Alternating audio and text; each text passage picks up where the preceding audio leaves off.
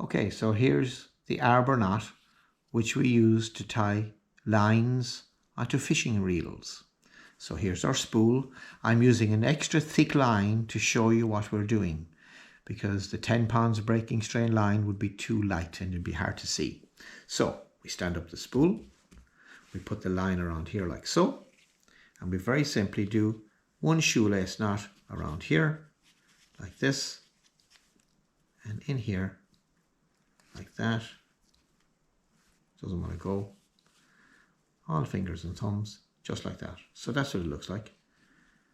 Okay, so it slides up and down like that. See? It's just a shoelace knot.